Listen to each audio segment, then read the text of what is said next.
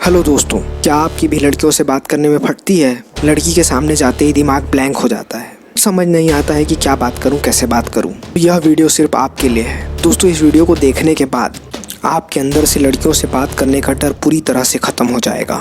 दोस्तों, इस वीडियो में मैं जो कुछ भी बताने वाला हूँ वह सारी बातें how to talk to a girl book से ली गई हैं, जिसके ऑथर जर्मन मोहलेनबर्ग हैं। दोस्तों, मैक्सिमम लोग जब भी किसी लड़की से मिलने जाते हैं वह अपना पूरा फोकस वर्बल कम्युनिकेशन पर करते हैं। मतलब वह ऐसा सोचते हैं कि मैं ऐसा क्या बोलूं कि लड़की इम्प्रेस हो जाए। और दोस्तों, हम लोग बाकी का 90% पार्ट जो कि नॉन वर्बल कम्युनिकेशन होता है उस पर ध्यान ही नहीं देते हैं। दोस्तों, नॉन वर्बल कम्युनिकेशन आपके एटीट्यूड, बॉडी लैंग्वेज, वाइब और आपकी प्रेजेंस पर डिपेंड करता है। दोस्तों, लड़की को इम्प्रेस करने के लिए आप वर्ल्ड का सबसे बेस्ट डायलॉग या पिकअप लाइन ही क्यों ना सुना दो, लड़की तब तक आपसे इम्प्रेस नहीं होगी जब तक कि आपकी बॉडी लैंग्वेज, आपका एटीट्यूड, आपकी वाइब, आपकी प्रेजेंस उस डायलॉग से मैच नहीं करेगा। दोस्तों, होता ये है कि जब भी आप किसी सुंदर लड़की को देखते हो आप सबकॉन्शियसली सोचने लगते हो यह लड़की मुझसे सेट नहीं होगी, इसे सेट करने के लिए बहुत मेहनत करनी पड़ेगी। और उस मोमेंट से आप उसे एक प्राइस की तरह देखने लगते हो। दोस्तों, वह लड़की आपसे तब तक इम्प्रेस नहीं होगी जब तक आप उसे अपने से बेटर मानोगे।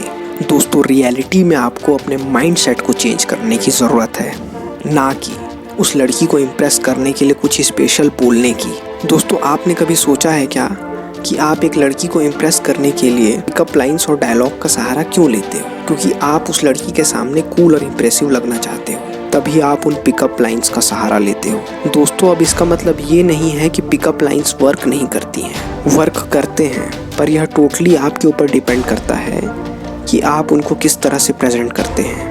और दोस्तों, हर किसी के लिए पिकअप लाइन्स वर्क नहीं करते हैं। दोस्तों, आप कोई बहुत ही बेहतरीन पिकअप लाइन ही क्यों ना बोल दो, यह वर्क करेगा या नहीं करेगा, या इसका कम्प्लीटली अपोजिट मीनिंग निकलेगा, यह आपके एटीट्यूड, बॉडी लैंग्वेज और अदर कम्युनिकेशन फैक्टर पर डिपेंड करता है। दोस्तों, जब भी आप किसी लड़की से मिलने जाते हैं तो मिलने से पहले ही ऐसा सोचने लगते हैं कि मैं उससे बात कैसे स्टार्ट करूँगा, उससे क्या बात करूँगा। इसके कारण आप नर्वस हो जाते हैं, शाई फील करने लगते हैं, जिसके कारण आप उसके और अपने बीच में होने वाले इंटरेक्शन पर ज़्यादा फोकस नहीं कर पाते हैं। दोस्तों, ऐसा करने से आपके रिजेक्ट होने के चांसेस बढ़ जाते हैं। दोस्तों, इसलिए आपको हमेशा आपके और उनके बीच में होने वाले इंटरेक्शन पर फोकस करना है। ऐसा करने से आप उनके हर क्वेश्चन का नेचुरली रिस्पॉन्ड कर पाएंगे और आप उन्हें जेन्युइन लगेंगे। दोस्तों, आपको किसी भी लड़की को अट्रैक्ट करने के लिए उनके अट्रैक्शन मैकेनिज्म को टर्न ऑन करना पड़ेगा। दोस्तों, आपका रिच होना, आपका हाइटेड होना, आपके मसल्स होना, आपका बहुत ज़्यादा फेमस होना, क्या ये सारी चीज़ें गर्ल्स को अट्रैक्ट करने में सच में मदद करती हैं? दोस्तों, ये सारी चीज़ें आपकी स्टेटस की ओर इशारा करती हैं।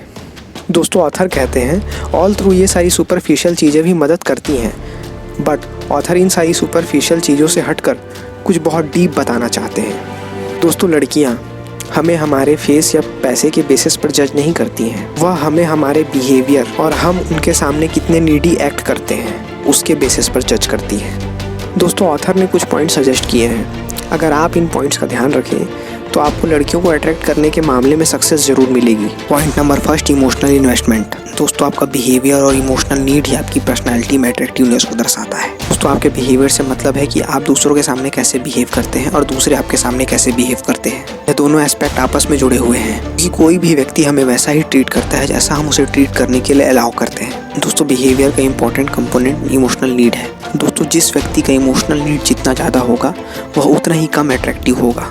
ऐसे लोग दूसरों पर ज़्यादा इमोशनली इन्वेस्टेड होते हैं, जबकि दूसरे उन पर बहुत कम इमोशनली इन्वेस्टेड होते हैं। ऐसे लोग दूसरों की बातों को अपनी बातों से ज़्यादा अहमियत देते हैं, और ऐसे लोग दूसरों के अप्रूवल से ज़िंदगी जीते हैं, ना कि अपने टर्म्स पर। और ऐसे लोगों से लड़कियां अट्रैक्टेड फील नहीं करती हैं। इसलिए दोस्तों, आपको कोशिश करनी है कि आप उन पर ज़्यादा इमोशनली इन्वेस्टमेंट ना करें, बल्कि वो आप पर इमोशनल इन्वेस्टमेंट करें। Rule number second, the power. दोस्तों, कभी भी आपको अपने पावर को उन्हें नहीं देना चाहिए। अपनी पावर को उन्हें दे देना आपकी सबसे बड़ी गलती है। दोस्तों, जब भी आप अपने पावर को उन्हें दे देते हो तो वह आप में से अट्रैक्शन लूज करने लगती है। दोस्तों, यह आपने ज़रूर एक्सपीरियंस किया होगा कि जब भी आप किसी अट्रैक्टिव गर्ल, जिस लड़की को आप पसंद करते हो, उससे बात करते हो, या जब भी उसके मैसेजेस आते हैं तो आप तुरंत रिस्पॉन्ड करते हो। आपके बहुत लंबे लंबे मैसेजेस होते हैं और उनके सिर्फ 2-3 वर्ड के। दोस्तों, ऐसा करने से आप अपनी पावर अनकॉन्शियसली उन्हें दे रहे हो। दोस्तों, आपको उनसे ज़्यादा रिएक्ट नहीं करना है, क्योंकि बेसिक फंडामेंटल है, जो जितना कम रिएक्ट करेगा उसके पास उतनी ज़्यादा इमोशनल पावर होगी। दोस्तों अब आपके मन में सवाल आ रहा होगा कि आप कैसे उन्हें अपनी पावर देने से रोक सकते हो। दोस्तों जब उनका मैसेज आए तो आपको कभी भी तुरंत रिस्पॉन्ड नहीं करना है, कुछ समय लेकर रिस्पॉन्ड करना है। आप कभी भी उनसे बात करो तो आपको रिलैक्स और काम रहकर बात करना है और उनका अटेंशन पाने के लिए अपना बिहेवियर चेंज नहीं करना है। Rule number 3, don't bag for her approval. दोस्तों आपको कुछ भी ऐसा नहीं करना है जो वह आपके लिए रिटर्न में ना करें। ना ही आपको उन्हें फॉलो करना है और ना ही आपको उन्हें पहले से गिफ्ट देने की कोशिश करनी है। आपको अपना बिहेवियर ऐसा दिखाना है कि वह जब चाहे तब आपको छोड़कर जा सकती है। कभी भी उनसे ज़्यादा बात करने या उनके क्लोज आने की कोशिश ना करें जब वह आपसे बात नहीं करना चाहती हो या आपसे दूर जा रही हो। दोस्तों जब भी आप एक लड़की के सामने होते हो तो आप क्या सोचते हो? आप सोचते हो कि मैं ऐसा क्या करूं कि वो मुझे पसंद करे। ऐसा सोचने से आप अपनी पावर उसे दे रहे हो।